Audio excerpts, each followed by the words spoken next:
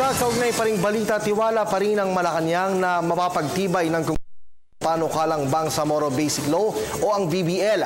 Ayon po kay Presidential Communications Secretary Zani Coloma, patuloy na nakikipag-ugnayan ang Malacanang sa mga lider ng Kongreso upang makompleto ang plenary deliberations at maisagawa ang proseso ng pag-amyenda sa BBL. Iginiit po ng kalihim na mahalaga ang BBL sa isinusulong na prosesong pangkapayapaan sa ating bansa.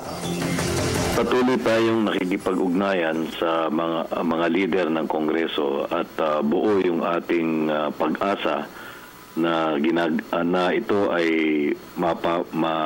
maipapatupad ng Kongreso ng napapanahon. Ibig lang sabihin, maasa tayo na ipagpapatuloy at makukumpleto yung mga plenary deliberation.